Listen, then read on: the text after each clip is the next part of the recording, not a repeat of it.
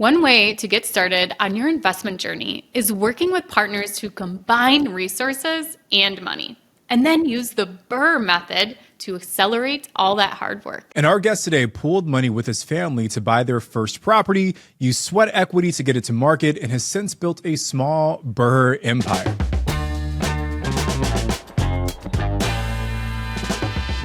This is the Real Estate Rookie Podcast, and I'm Ashley Kerr. And I'm Tony J. Robinson, and welcome to the show, Seamus. What's up, brother? How you doing, man? Doing great. Thanks, Ashley and Tony. Excited to chat today. Yeah, thank you so much for joining us. Can you give us a little story behind your first real estate deal? Yeah, absolutely. I know everyone's first deal is unique and they come to it from different places. What was really interesting for my first real estate deal, my brother actually brought it to myself, one of our other brothers, and my father. I'm the oldest of 5 kids, and he was doing a project in college where he had to create a business plan.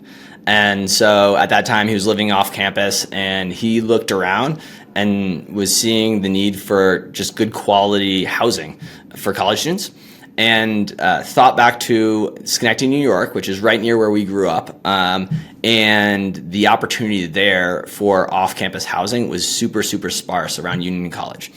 And so he did a little bit of investigation, created this whole business plan, submitted it into school for a grade, and then turned around on break and pitched it to myself, one of my younger brothers, and my father, saying, I think this would actually work in the real world, right? We can take this outside of just school. I think we could invest in Schenectady right near Union College and make a really big impact. And so that's really what kicked things off. And this was back in 2014. So what grade did he get on his project? So knowing my brother, my guess is not a great one, but he probably talked the professor into a better one afterwards. I'm sure he'll roll his eyes when he hears that, but yeah. But that's a great life skill to have. Yeah, he's fantastic from a sales perspective, from a conviction standpoint, and I wish I was half as likable as he is. So when you guys decide to actually go in on this first deal, what does the structure look like? Do you guys actually put together an operating agreement? Is it a handshake deal? Kind of walk us through that process. Yeah, so it started with his paper was around college housing, right? And so we looked at the area of Schenectady, New York, and GE was headquartered there at one time, so went through a huge boom. Erie Canal's there, but then it really came down, and a lot of the areas went from these beautiful old structures to a lot of dilapidated. And so he first kind of pinpointed, like, let's look at these neighborhoods right outside this campus as the target. And we had 2 things going for us. One, we really understood the space. 2, because of my father's background in residential construction, we had a lot of confidence that if we bought a place, we could actually fix it up and get sweat equity out of it. And so with that, we went in just 25% each of us. There's the 4 of us, LLC. Created a structure where we knew for the purpose of managing it in construction, we'd be able to pay individuals so that while we're all equal owners, the actual cash flow would flow according to the energy people were putting into it. And then we started prospecting, and we got really fortunate in that one of my father's customers, because he did a lot of work in the city that we were purchasing in, had a rental property, a multifamily, available, a duplex. And so we said, perfect, we'll take this duplex, we'll do room rentals on it, we'll get 6 rooms out of this, and it will be the ideal place to start. And so we had a company formed, we had the target, we pooled together funds so that we could make the purchase happen. And then right around the time we were closing, Union College saw the same thing we did, and they actually went on the other side of campus and bought a whole row, basically a couple streets worth of properties, and started fixing them up for the purpose of offering off-campus housing. And so immediately what we thought was completely underserved environment changed drastically. We had to pivot pretty quickly. We still decided, hey, let's go for it, let's close. A lot of people need housing. It's not just the students on campus, but we had to pivot to using our personal network of people that needed places to live, and then actually advertising at the local community college. But it turns out a lot of people still don't want to live with mom and dad while commuting to college. And so we were still managed to fill the rooms, but immediately, like I said, it was right about the time of closing. It was like, there goes that plan, right? And we had to pivot. So Seamus, I mean, dude, like what a First of all, you guys had the right idea, right? Because clearly the college implemented your idea. It's maybe just the timing of it that was a little off, but good that you still had the the backup plan of being able to pivot to the community college. Now, I guess a couple questions come to mind for me, right? So your younger brother comes to you with this idea.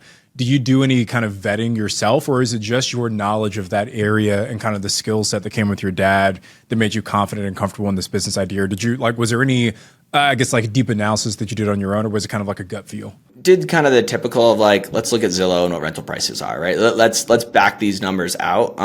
I wasn't really familiar with real estate at that time. My life's completely changed since then, right? In terms of familiarity from that perspective, but I wasn't aware of a lot of the tools that exist today to actually do some of that research, right? And so we looked at Zillow.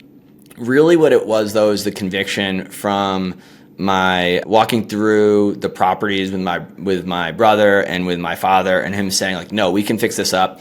The bones are good. That's been the reoccurring theme as we've purchased and kind of done the BRRRR method is the bones of these properties are good. And when I've heard that, it's okay, that makes sense. We're going to be left with a property that not only can we rent out, but is going to appreciate in value throughout that period of time. But no, I would say embarrassingly, it was that those first deals were a very small amount of research that actually went into it. With having not a ton of construction knowledge and you partnered with your dad who has that type of knowledge, what would be your recommendation to rookies as far as, having 4 partners is a lot of partners, or 3 partners, I guess, but 4 of you. What's your recommendation for giving up more of the pie, giving up more pieces of the pie, taking a smaller sliver of it to actually make the deal happen? Was this something you are glad that you did, or going back, would you have said, no, I could have done this on my own? I'm very glad that I did. I think it's unique when you're talking about family, because I since have branched out and I have some properties that, or a property that I own just myself. But having the expertise and help on the conviction is just wonderful from partners. And that's really expertise from a construction standpoint, the conviction of my brother. So another thing that happened as part of all this, as we started investing, my brother moved right into that neighborhood in Schenectady. And so he was living in the community that we were renting in. And so that was incredible. And so his continued conviction of things are on the up and up. We're making a difference here, right? People are not just treating the property correctly, but we're serving them in a way that they're grateful for the housing, right? Which was such a different feeling than most of the rentals in that area, where tenants felt neglected, right? They felt like the properties were run down. They felt that there was no reason for them to bother respecting the property because they weren't viewing themselves as being respected from the property managers or the landlords. And so that conviction of having other partners with different perspectives was so helpful. I'm so glad that we all went into it together. 4 people is tough. You have no tiebreaker, right? Working with family is tough because you have to define, hey, are we speaking as brothers right now? Or are we speaking as business partners, right? And those things crash together because you'll say things to siblings you'd never say to a business partner, right? And when you're questioning decisions as a business partner, that's a normal practice. When you're questioning decisions with a sibling, it can be taken a lot differently. So there's definitely challenges, but we're much better for it from that perspective. I think that's the hidden power of partnerships in real estate investing, is that communal confidence as you guys start to make decisions. No one ever retired off of their first real estate deal. It hasn't happened. I've never met anyone who their first deal was the best deal, they never had to do another one. The purpose of that first deal is to educate yourself, is to lay the foundation so you can do your second deal and your third deal and your 5th deal and your 10th deal. So for you, Seamus, the way that you built that confidence was hey, I'm going to do this with these 3 other partners, then that's what you need to do to get the first deal done. And I think sometimes we can maybe be short-sighted where we're only focusing on what we're losing by getting into a partnership and giving up, X percentage of a deal, and not always focusing on what we're gaining. So I just love that perspective that you took. that you took into that first deal, Seamus. So we're going to keep going here. We've got to take a quick break first. But rookies, before we move on, I just don't want anyone to forget that BPCon is in Las Vegas this year, and early bird tickets are out now. So make sure you grab your tickets. Now, when we come back, we're going to hear more from Seamus about how he started stacking these deals together. We'll be right back after this break.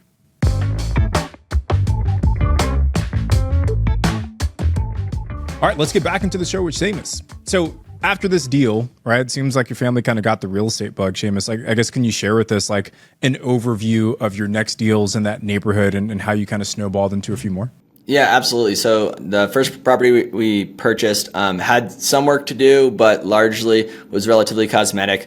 Did room rentals, so we were able to fill it with 6 people. And then if you look directly across the street, there was uninhabited, dilapidated property just sitting right there.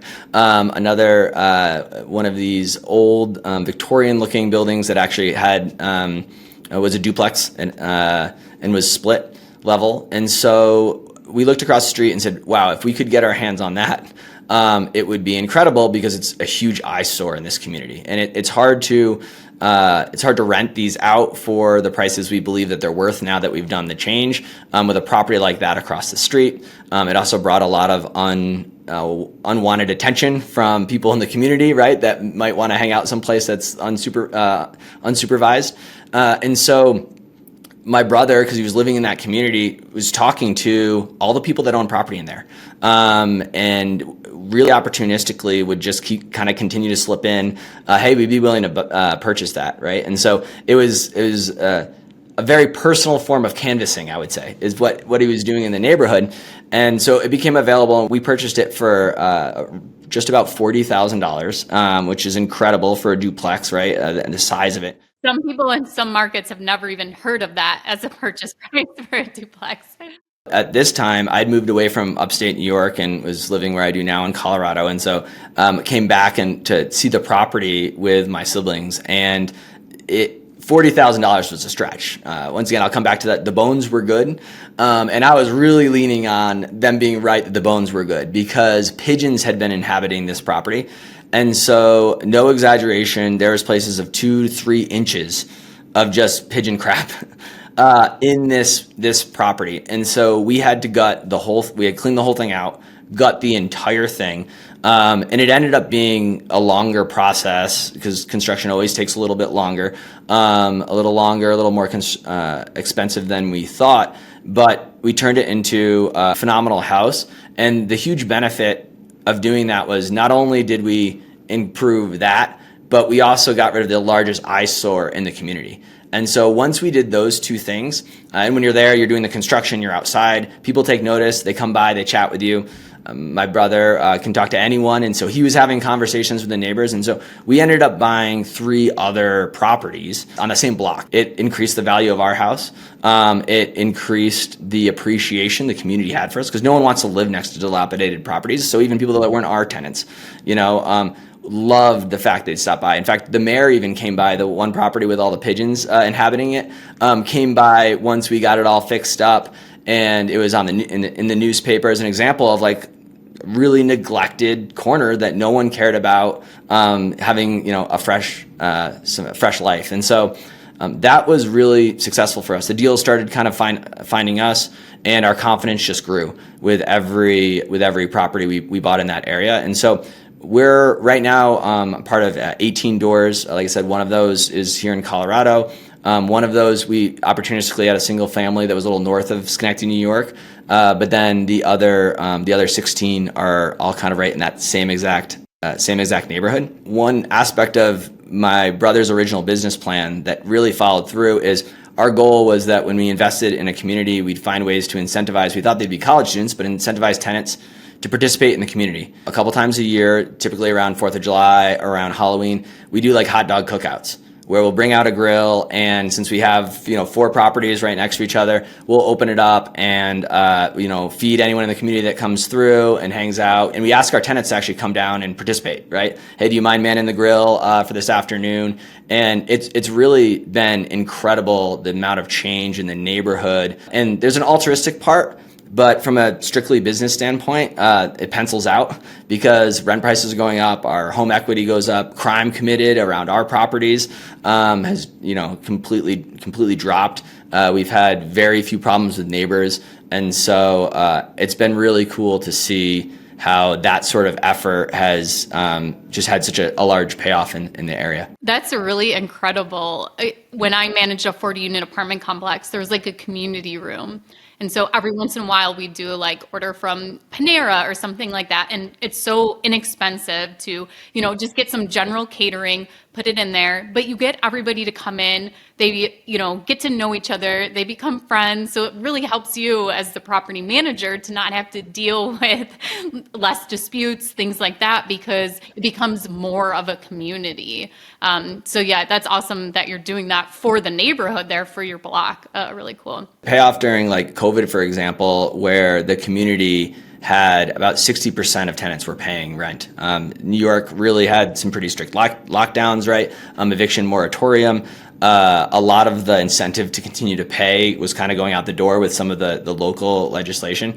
And so, landlords were under 60% of their tenants were actually paying rent. We actually stayed above 90%.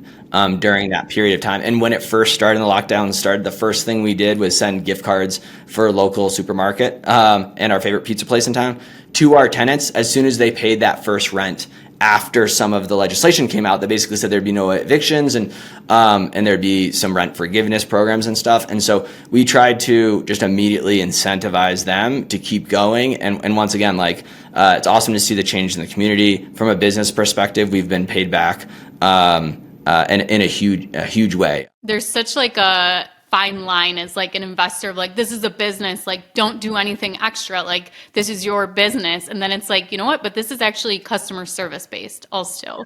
And I think there's like just two really different people that are, like kind of on either side of that line. Like you get into the BiggerPockets forums and people will debate this forever as to what you should be, but it's really working out for you being more of a customer service based landlord.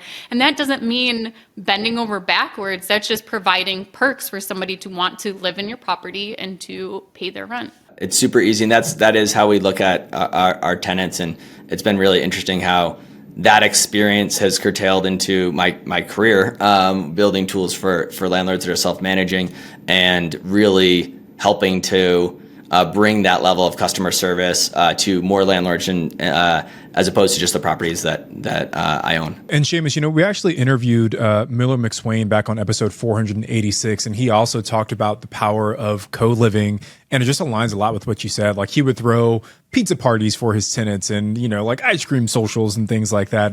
And it's just cool to see that there are other investors who are focusing not just on like the tenancy part, but really trying to build a community with the folks who are living at their properties. And I think you exemplified that so well. One thing that I'm really curious about is the funding aspect. So how is it working that, purchasing the deals and then the rehab? Is it your brother saying, okay, I need X amount of money for repairs. I got to go to Lowe's today. Venmo me some money. Kind of explain how you guys have been able to structure the finances with the four partners. Yeah, so from the get-go, we didn't want to have to create that kind of situation where it's this constant ask. We wanted to make it feel like a real business, right? And so to do that, you need a bank account that expenses can be paid out of, right? And so we've leveraged personal HELOCs to start. So I have primary residence, and so I was able to do that and use that as a loan to our LLC, and then get paid back. That was a lot easier when interest rates were like zero, right? That's a more expensive proposition now, but we were fortunate in the time that we did that. Interest rates were, going back to the late 20 teens, interest rates were actually just dropping. It was getting easier and easier to do that. And so that actually is what helped us get things off the ground, both myself, my father being able to use actually personal lines and then pay them back. Also, another thing I'd only suggest when you have a high degree of certainty and confidence in the remodel process, right? How long it'll take. You feel pretty good about the bids that you've got, so that you're not in a situation where you're leveraging yourself and you need, another $10,000, $20,000, $30,000 at any given time. But that helped us to start. And then we created a really good partnership with a local credit union. We went to all the banks in the area, and it was a local credit union that had branches right in Schenectady, New York, was excited about the revitalization. And I feel like we were able to pull at their heartstrings a little bit, as well as show them a competent business plan. And that has helped us from a finance standpoint going forward, both doing cash out refis for current properties, as well as line of credit. Yeah, Seamus, I want to drill down on that, because Ash and I have both talked about the power of working with the kind of smaller local regional banks and credit unions. And it sounds like you said I presented a business plan. I don't know if you can walk into Bank of America and give them a business plan to say, hey, help me get this debt, right? So as you were talking to these different lending institutions, who were you going to? How did you actually get to the point where you're presenting a business plan? Did you just walk in with it? How did you get this in front of someone to actually give you the light of day? The first one, we didn't bother doing that. I mean, I think we talked to a couple of banks, right? And then we realized hey, we need to do this out of our own cash reserves and our own HELOCs. After that point, we'd go in, we'd ask to talk to, a loan officer, give a little bit of a synopsis as to what we were doing. Sometimes you're literally just doing that up to the teller, right? And then they're pointing you to a couch that you go sit on for who knows how long until someone talks to you. But as those conversations were being had, we just realized that the opportunity to talk to the same person every time, the opportunity for that person to literally be able to drive down the street and pass the projects we're working on felt so vital, right?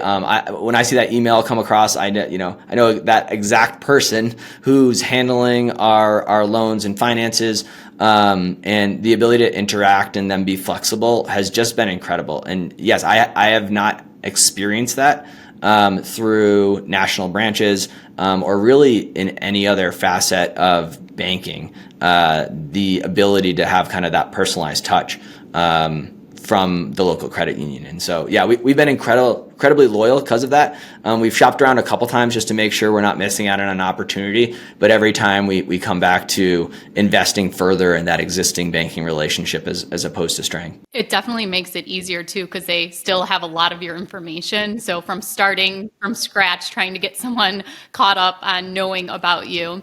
I've had the similar experience with local banks that it's so much more personable, especially talking to one person. With the first time I ever did a hard money loan, there was literally 20 different people working on that. And it was the worst experience of my life, not knowing who to talk to for what question. But as far as the business plan that you brought to the small local bank, what was in it, and how can a rookie kind of replicate the same kind of plan? Yeah, so that we had the advantage because we realized that we were going to do the first ones ourselves without financing, right? So we brought the rent roll and just showed them listen, this is what we're doing today with our current property per room. And then showed them the plan for the next property. Now, for us, we were actually able, because I mentioned the one across the street is $40,000. So we were able to buy that one with cash. And then really we just needed the money for construction to start and then to do the refinance. And so that was another huge benefit, because we were able to show hey, we're going to have the property immediately that we can put up for collateral, right? That will be paid free and clear from the business. And so then we just showed them timelines, expenses, and then what we thought we could rent it out for once we got there. This is personally our net worth. This is the equity that we've created in the other property we already own in this LLC.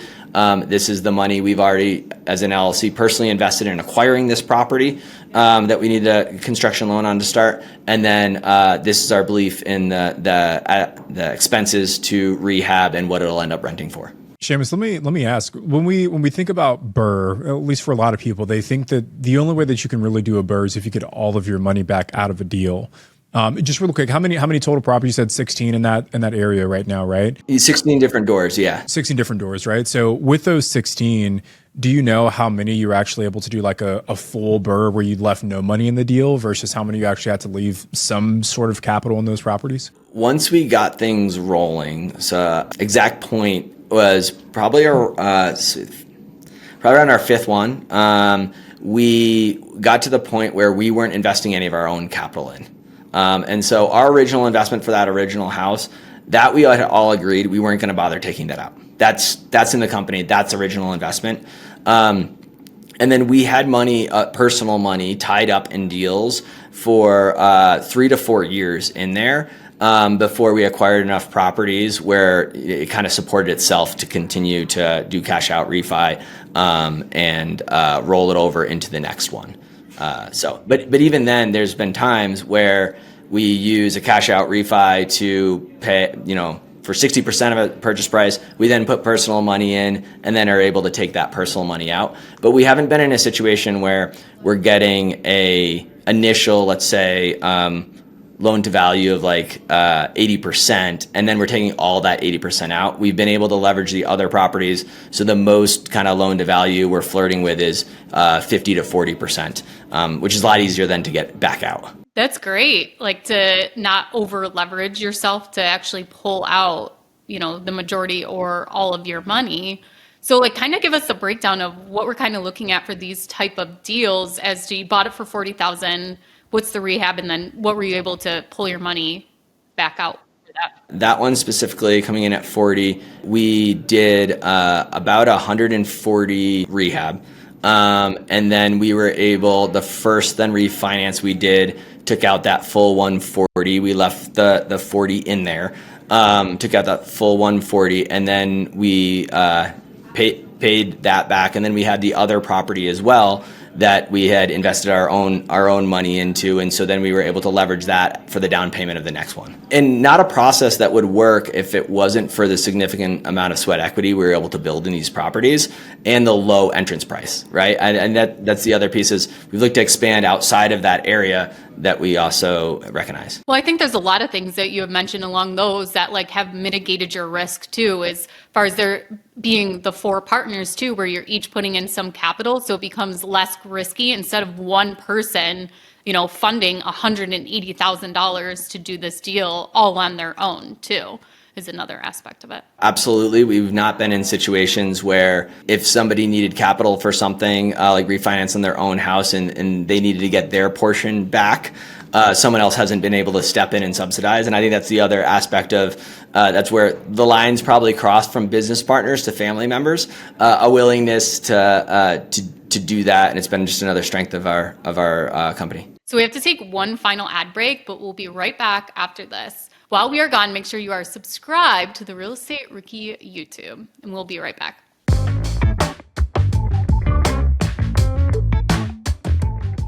Okay, welcome back from our break. We are here with Seamus, who has been giving us insight into working with his family in real estate. So Seamus, I have one kind of follow-up to the funding structure, and you had just mentioned before break about, putting money in if someone else needed to pull their money out. Are you paying interest back to yourself at all? Or is it just purely you're investing capital and then you can pull your capital back out? We always pay interest on that capital coming out to ensure that, if people take that risk, they're paid for it.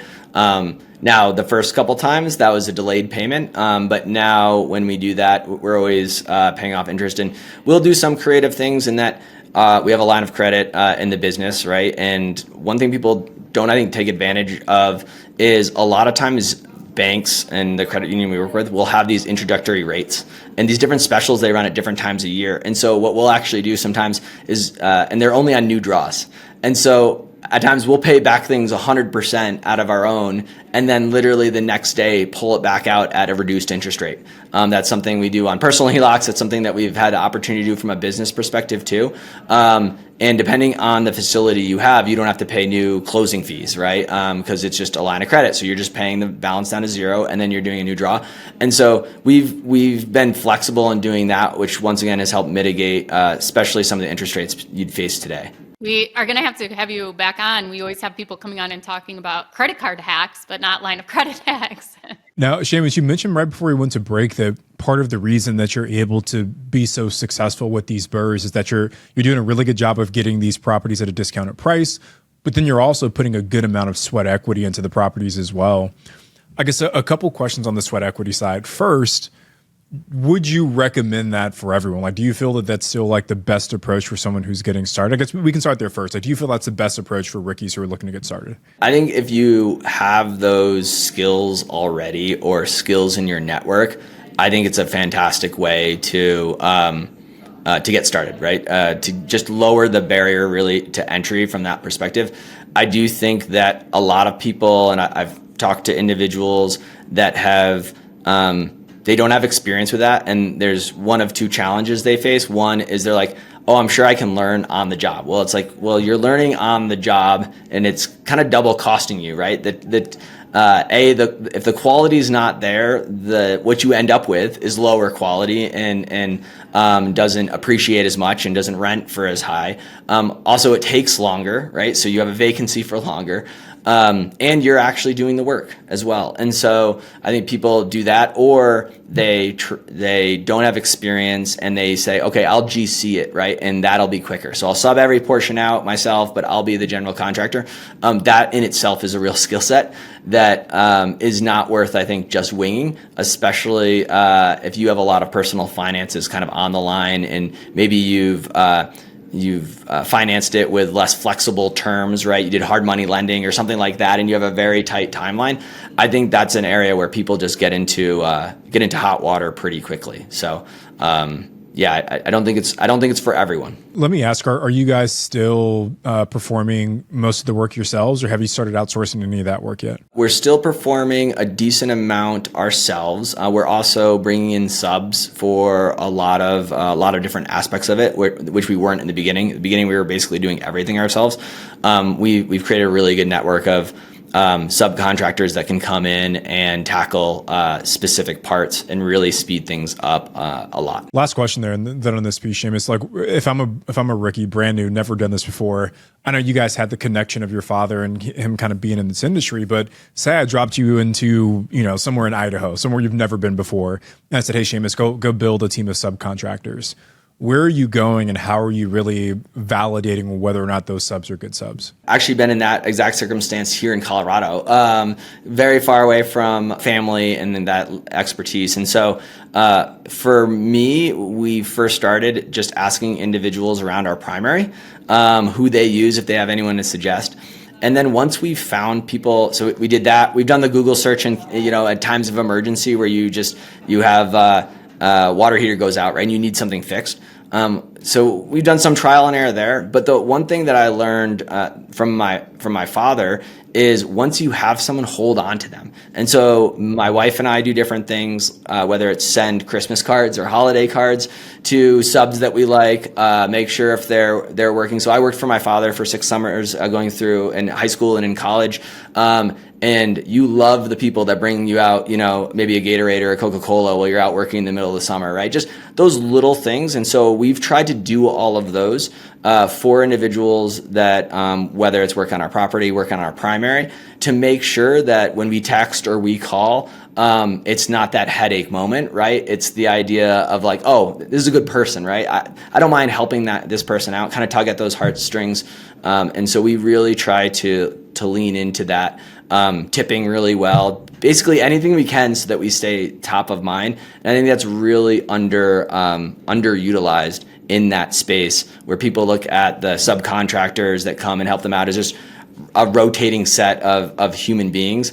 And they forget that at the end of the day, someone's got to answer that phone call. And in thriving markets, they have their choice of jobs. They don't have to talk to you. And I think a lot of times, especially the people that are good at what they do, a lot of times that's really missed. Tony's wife does a really good job with that. They have this contractor, Nacho, right, is his name, that they've had forever. And she'll bring him a whole birthday cake on his birthday, things like that. Yeah, you got to take care of him for sure. I love that. We had one of those individuals we've really tried to build up and make sure they answer, if they see Nally on the caller ID, they pick up. We had a water heater in our rental in Colorado 2 weeks ago. I got the message, a maintenance request at 7 a.m, and by 9:30 he was there and replacing the water heater. And what went from what would have been a lousy day for us, even though we had to spend the money, right? By the end of the day, it felt great. It felt like I got this. You know what I mean? We're taken care of. Our tenants are taken care of, and our tenants were more appreciative of the speed we reacted than had it not broken in the first place, right? They missed out on warm showers before work, but they were so excited to come back from work to the property working, right? They're more grateful than if it had never happened, which I think is one of the interesting aspects of providing that customer service, Ashley, that you were mentioning earlier. Now, are you doing the property management for all of your units, or is it just that Colorado one? And is it your responsibility to tackle that? And maybe you can talk about the operations and how that works for your business. Yeah, so from a property management standpoint, they're all self-managed. And so the ones in Schenectady, New York, my brother plays a larger role. He uses TurboTenant, which is the software that I'm created, and so I'm a customer support rep for the software to some extent there. But those are all managed through that platform, and then likewise our one in Colorado. My wife actually has taken a real hands-on approach to managing that, which is really awesome because I get to look over her shoulder and see how she interacts with the TurboTenant platform and get a lot of really good, candid feedback from her as to how the tool set that I spend, my day job building is actually working for landlords that want to manage themselves. So what came first, the chicken or the egg? Did you start as an investor and then get into tech for real estate, or vice versa? So started as an investor. I started that. We had the first property up and running. Like a lot of people that just get started, we were using spreadsheets, text messages. And then I met the founder of TurboTenant in a co-working space. I was working for another tech company and we hit it off, and it just felt like my lives were kind of colliding there. And so I got the opportunity to start working on TurboTenant and have been in some capacity here for the last six years. So my life went from real estate on the side to now it's all real estate. It's all landlord and property management focused. For me, it was the opposite. I started out working in property management, then became an investor. But I think if you can find a job that is in the real estate realm and then you're getting paid to do and also learning so many things real estate, it's a great way for a rookie investor to get started in real estate or even just expand their knowledge if they're already an investor. So Seamus, thank you so much for coming on today and sharing your story of how you got started. Maybe one time we'll have to have your brother, your dad on and, get their side of the story of how they're active in the investing business. But thank you so much. Can you let everyone know where they can reach out to you and find out more information about you? Yeah, absolutely. So turbotenant.com is where I spend all my time during the day. It's a platform, a free platform for landlords that are self-managing. The vacancy, so filling your property, screening your tenants, rent payments, and throughout. So that's the best place you can reach me on the web. Well, thank you everyone for listening to this episode of Real Estate Rookie. I'm Ashley, he's Tony, and we'll see you guys next time.